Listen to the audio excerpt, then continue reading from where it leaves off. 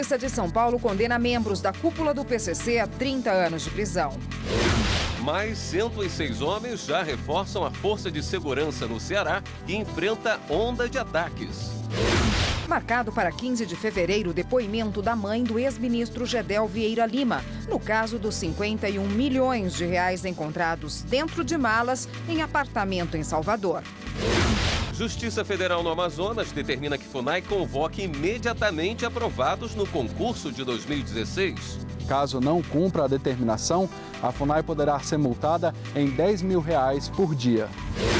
E as dificuldades de acesso integral à educação especializada para superdotados no Brasil. Hoje a gente tem uma fila grande de espera na nossa sala, de alunos que potencialmente deveriam estar aqui.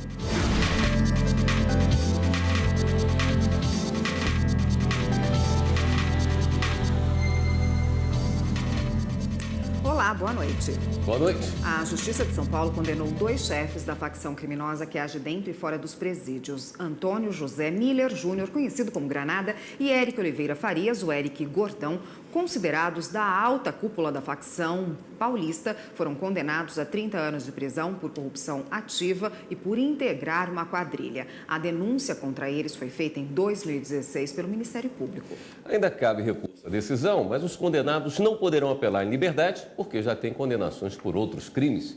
De acordo com a promotoria, os 2 integravam o Conselho Deliberativo da facção criminosa, ao lado de Marcos Williams Erbas Camacho Marcola. Granada e Eric Gordão exerciam função de comando da célula jurídica a partir do presídio de Presidente Venceslau, onde está a cúpula do PCC.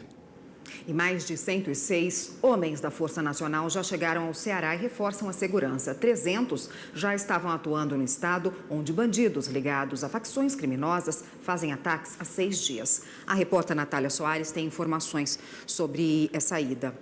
Boa noite, Natália. Boa noite, Érica. Pois é, o envio dos agentes aí da Força Nacional foi autorizado pelo ministro da Justiça, Sérgio Moro. E os homens devem atuar no estado do Ceará num período de 30 dias. Desde o último sábado, 300 homens da Força Nacional já estavam no estado do Ceará, que também contou com o reforço de 100 policiais militares da Bahia e 50 policiais rodoviários federais. 148 pessoas, suspeitos, já foram aí presos e 20 detentos, integrantes de facções criminosas, devem ser transferidos para presídios federais. Essa onda de violência começou na última quarta-feira em Fortaleza, depois passou para a região metropolitana e no final no interior do estado do Ceará. Ao todo já foram 153 ataques, mas o número de ataques diminuiu, caiu aí nas primeiras 24 horas de atuação da Força Nacional no estado do Ceará. Érica. A Justiça Federal de Brasília marcou para o dia 15 de fevereiro o depoimento da mãe do ex-ministro Gedel Vieira Lima, Marluce Vieira Lima. Ela vai depor no processo que apura a origem dos 51 milhões de reais encontrados em malas num apartamento em Salvador, na Bahia, em setembro do ano passado. Foi uma das maiores apreensões de dinheiro já feitas pela Polícia Federal. Marluce Vieira também é a mãe do deputado Lúcio Vieira Lima. Os 3 são acusados de lavagem de dinheiro e associação criminosa. A Justiça Federal determinou que a Fundação Nacional do Índio, FUNAI, convoque imediatamente aprovados no concurso de 2016. A decisão atendeu a um pedido do Ministério Público Federal, que identificou problemas no atendimento aos índios por falta de servidores. Na ação ajuizada pelo Ministério Público Federal, uma série de documentos comprovam as dificuldades da FUNAI para fazer o trabalho de proteção dos indígenas por conta da falta de servidores. Como houve um concurso público em 2016 e ainda existem candidatos aprovados, os procuradores consideraram que não faz sentido gastar mais dinheiro público para promover um novo concurso e entraram com um pedido na Justiça Federal para que todos sejam convocados em regime de urgência. Caso não cumpra a determinação, a FUNAI poderá ser multada em R$10 mil por dia. E daqui a pouco, o motorista que tenha bebido e se envolve em acidente de trânsito não tem direito à indenização de seguro. Quando essa regra não é respeitada, o segurado pode perder o direito de buscar reparos em casos de sinistros.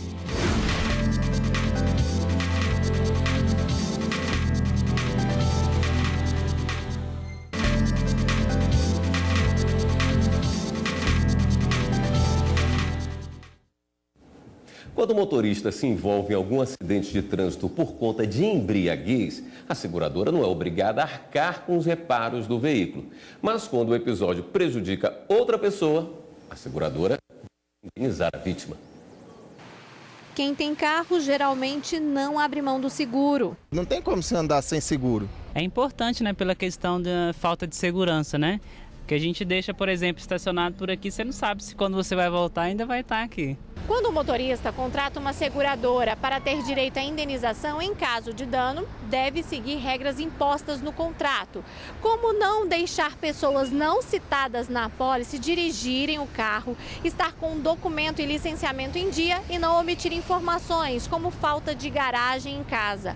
Outro ponto importante é sempre respeitar as leis de trânsito, principalmente nunca misturar álcool e direção. Além de ser crime, quando essa regra não é respeitada, o segurado pode perder o direito de buscar reparos em casos de sinistros. A companhia, para ela negar um sinistro, ela passa pelo momento em que o cliente declara aquele acidente ou roubo, né, vamos dizer, e vai passar para um momento de perícia. Esse perito é um especialista, é uma empresa que cuida dessa parte de perícia, que ele vai no local constatar o que ocorreu. Então, uma negativa de um sinistro ela só ocorre quando existem situações ilegais, onde é confirmado através de documentações ou laudo médico. A embriaguez propriamente tem que ser uma questão de laudo. Nesses casos, quando o acidente envolvia outras pessoas, as vítimas tinham que buscar na justiça meios para serem ressarcidas do prejuízo. Mas nova análise do Superior Tribunal de Justiça leva em conta a responsabilidade civil da seguradora, por ter que garantir os direitos da vítima, mesmo que não seja explícito em contrato. Nessa decisão, o ministro relator Vilas Boas decidiu em que o terceiro deve ser indenizado porque em nenhum momento ele contribuiu para o evento danoso. Portanto, jamais a seguradora pode deixar de indenizar este terceiro por responsabilidade que cabe só a ela pagar. Bancos podem cobrar tarifa de manutenção de título vencido de empresas apenas se houver previsão no contrato ou se o serviço tiver sido previamente autorizado. Uma empresa entrou na justiça questionando a legalidade da cobrança de tarifa por banco, alegando que não tinha contratado o serviço. A autora diz ter pedido várias vezes para a instituição financeira suspender a cobrança, mas não foi atendida. Já o banco justificou que cobrava a tarifa para custear serviços relacionados a boletos bancários relativos a créditos da empresa perante os próprios clientes. O Tribunal de Justiça do Rio de Janeiro reconheceu a ilegalidade do recolhimento e obrigou o banco a fazer a devolução dos valores cobrados em dobro. A instituição financeira recorreu da decisão ao Superior Tribunal de Justiça.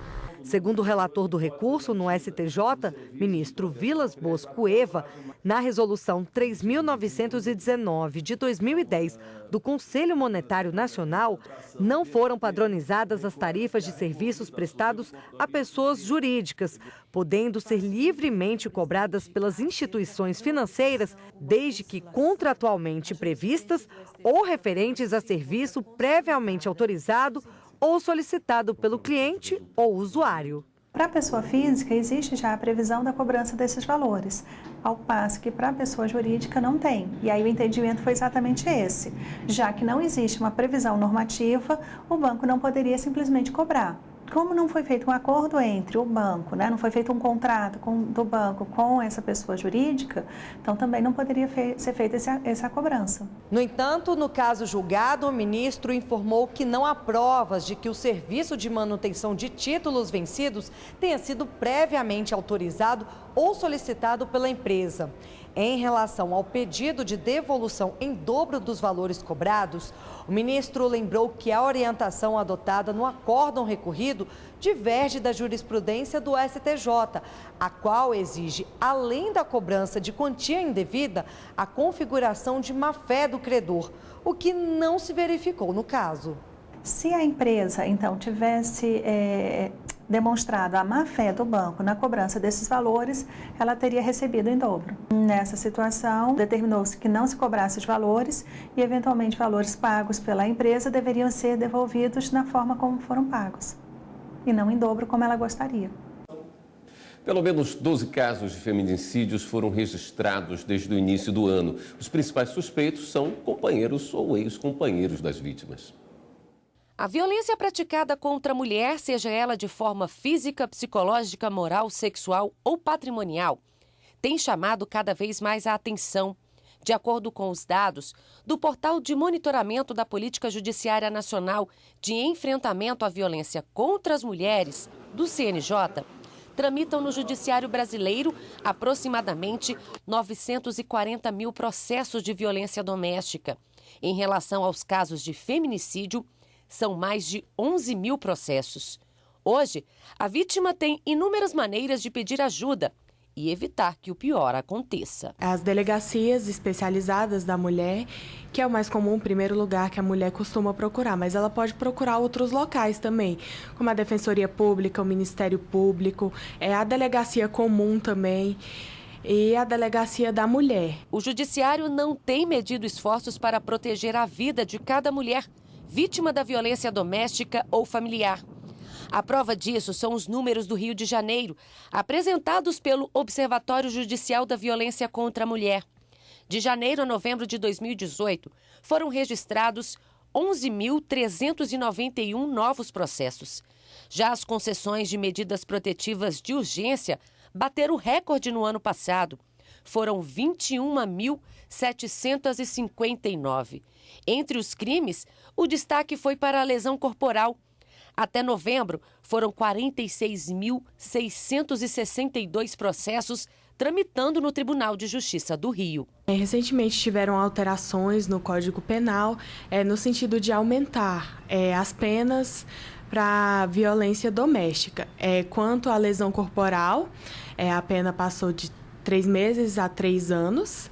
Que antes era um máximo de 2 anos, e também agora ela se tornou ação penal pública incondicionada, que antes a lesão corporal leve ela era condicionada. Ela tinha que ter a representação da vítima para o Ministério Público oferecer denúncia.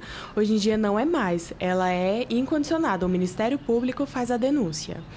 E tem o feminicídio também, que é uma pena maior do que o homicídio comum, que é de 12 a 30 anos.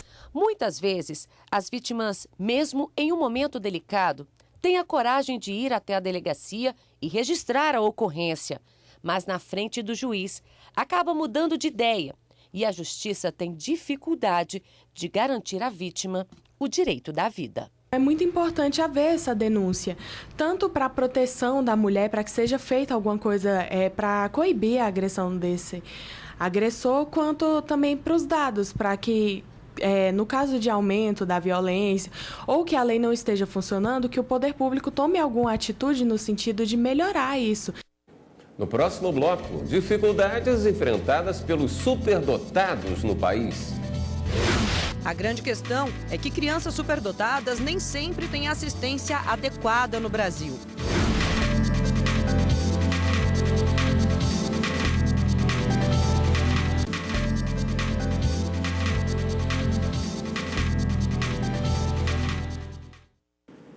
As dificuldades enfrentadas pelos superdotados no país ainda faltam infraestrutura e qualificação nas escolas. Você vai saber como funcionam esses colégios e descobrir que o estímulo pode levar longe um detentor de altas habilidades.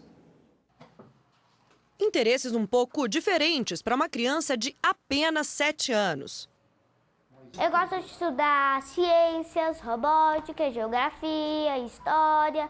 Aí não teve jeito, o garoto passou a chamar atenção em sala de aula. Não foi meu pai nem a minha mãe que descobriu, foi a minha professora. Como? Ela notou que eu fazia atividade muito rápido. Essa facilidade nunca ficou restrita aos números e equações. Era um episódio atrás do outro, até que o menino começou a ser acompanhado por psicólogos e pedagogos. Não demorou muito e descobriram nele as altas habilidades. O talento do garoto está exposto na parede de casa. Ele já ganhou títulos e prêmios de escritor mais jovem do Brasil. O livro é conhecido até mesmo no exterior. A grande questão é que crianças superdotadas nem sempre têm assistência adequada no Brasil. A gente vê um desperdício de potencial. Nós falamos muito disso em relação a um país como o nosso, que tem sucessivos cortes de verbas para a ciência, por exemplo, para pesquisa. Para esta advogada e especialista em direito constitucional, a legislação, em hipótese alguma, poderia deixar de franquear uma educação diferenciada aos alunos com altas habilidades. As necessidades dos superdotados, dos detentores de altas habilidades, elas são vistas caso a caso, elas são vistas de forma individual, porque a necessidade de um pode não corresponder à necessidade de um outro. O artigo 54 do Estatuto da Criança e do Adolescente diz que é dever do Estado assegurar a essas pessoas o acesso aos níveis mais elevados do ensino, da pesquisa e da criação artística, de acordo com a capacidade de cada um. Mas na prática não é bem assim. Infelizmente, por parte do poder público, essa atenção acaba sendo às vezes muito pontual. E eu encaro como uma atenção e, na verdade, uma atividade muito heróica de vários profissionais da educação que têm lutado para que os seus alunos, aquelas pessoas que eles observam como merecedores desse tipo de atenção, sejam efetivamente incluídos. Na tentativa de estimular o desenvolvimento dos superdotados, o governo criou unidades especializadas, como este polo de arte e cultura em Braslândia, cidade a 50 quilômetros de Brasília. A realidade é difícil, faltam recursos, mas sobra força de vontade dos professores. Hoje a gente tem uma fila grande de espera na nossa sala, de alunos que potencialmente deveriam estar aqui, né? O espaço, não tem o professor, a quantidade de professores para atender essa quantidade. Linaíra é coordenadora de articulação e política de inclusão do MEC. Acompanha de pertinho o funcionamento dos núcleos de atividade de altas habilidades e superdotação. Conta que o Ministério da Educação e instituições de ensino são responsáveis pela formação dos professores. Segundo ela, estados e municípios também podem investir na melhoria do ensino destas pessoas. Inicialmente foram criados 27 núcleos, ou seja, um núcleo em cada unidade da federação. Por iniciativa dos estados, também com o apoio do MEC, esses núcleos se capilarizaram dentro dos estados. Nós temos estados que têm uma estrutura muito boa, com polos instalados nos municípios, nas regionais de ensino. E, entretanto, temos estados que têm uma estrutura muito pequena, quase inexistente. E agora é hora do Giro na Rede.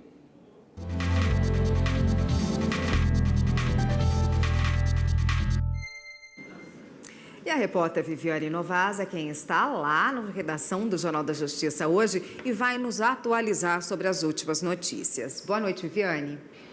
Boa noite, Érica, e boa noite a todos. Olha, a Justiça do Rio de Janeiro condenou a ex-governadora do estado, Rosinha Garotinho, por improbidade administrativa por fraudes na área da saúde. Ela foi condenada à suspensão dos direitos políticos por 8 anos e à perda de função pública. Rosinha também terá que pagar 234 milhões de reais de ressarcimento aos cofres públicos do estado, 2 milhões de reais de compensação por danos morais coletivos e 500 mil reais de multa civil. A decisão cabe recurso. O PDT entrou com uma ação aqui no STF contestando a extinção do Ministério do Trabalho. O partido alega que a decisão pulveriza as atribuições do Ministério e atenta contra a proteção do direito ao trabalho. E veja essa notícia. Um casal deve receber indenização por danos morais do município de Pouso Alegre, Minas Gerais. O motivo? Os restos mortais dos 4 filhos sumiram do túmulo e no lugar foi construída uma nova sepultura de outra família. A decisão é do Tribunal de Justiça de Minas Gerais. E o Tribunal Regional Federal da 4ª Região, em Porto Alegre, declarou a concessão de indulto coletivo pelo presidente da República a réus condenados criminalmente é inconstitucional. Os desembargadores entenderam que o chefe do Executivo viola a norma constitucional que proíbe o presidente de legislar sobre direito penal. Essa decisão vale para a 4ª Região da Justiça Federal, ou seja, Rio Grande do Sul, Paraná e Santa Catarina. E o Giro fica por aqui. Tudo que você viu aqui no Jornal da Justiça está lá no YouTube. É só você digitar TV Justiça Oficial. Voltamos agora ao estúdio. Obrigado, Viviane. A natureza ajuda a recarregar a bateria. As pessoas deixam de lado a correria do dia a dia para dar um descanso à mente, cada um do seu jeito. Enquanto uns apenas contemplam as paisagens, outros praticam esportes. A procura, aliás, pela natureza reflete também no turismo. No mundo, 10% das pessoas optam pelo ecoturismo. O Brasil é o reduto da biodiversidade. O país dos bichos, das plantas. Nossa área verde se perde de vista. Água pura que brota do solo. Cachoeiras, rios, lagos, mares. Tanta riqueza faz do Brasil um dos países com maior potencial para o ecoturismo do mundo. Estamos falando de um segmento que cresce mais de 15% ao ano, segundo a Sociedade Internacional de Ecoturismo. O turismo sustentável, o ecoturismo, ele está entre os objetivos e as diretrizes da Lei 9985, que a gente chama de Lei do SNUC, carinhosamente. E a gente vê que uma das categorias traz expressamente como um dos seus objetivos básicos a promoção do turismo em contato com a natureza, que são os nossos parques nacionais, né? A categoria mais famosa que nós temos de unidade de conservação. Estamos na Floresta Nacional de Brasília, uma unidade de conservação localizada a 20 quilômetros da capital federal.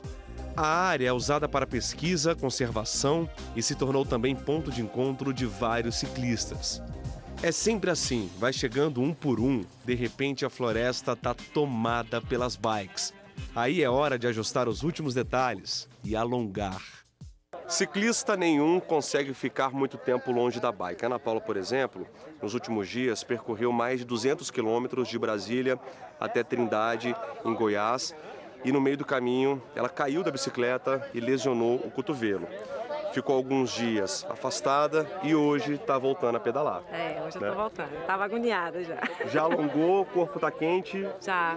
Alonguei aqui para poder evitar cãibra, né?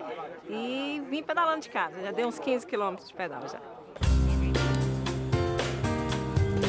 É o momento da largada. O grupo vai percorrer cerca de 50 quilômetros em cima da bike até chegar a Braslândia, cidade do Distrito Federal, onde há várias cachoeiras. De cima para baixo, o cenário muda. Essa cachoeira tem a queda d'água baixa, mais ou menos 6 metros de altura. Mas se a gente pensar que estamos bem perto da cidade, do trânsito, da poluição, do tumulto, esse é o paraíso.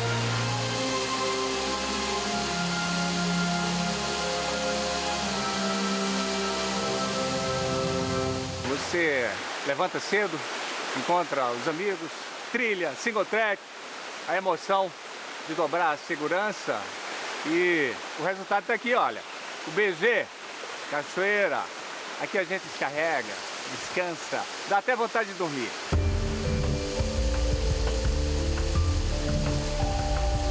A regra por aqui é não deixar nada para trás. Cada um é responsável pelo seu lixo. Mesmo assim, encontramos plástico, bituca de cigarro e tampinha de garrafa. Ainda temos muito que aprender quando o assunto é preservação da natureza. O ciclista, ele não deixa sujeira, ele leva muita comida, mas tem o bolso, todas as camisas do ciclista tem um bolso assim, ó. E a gente pega toda a sujeira que a gente leva. É assim que funciona.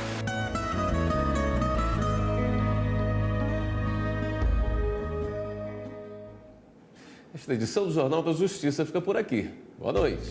Boa noite. Fica com a programação da TV Justiça e a gente se vê amanhã. Até lá.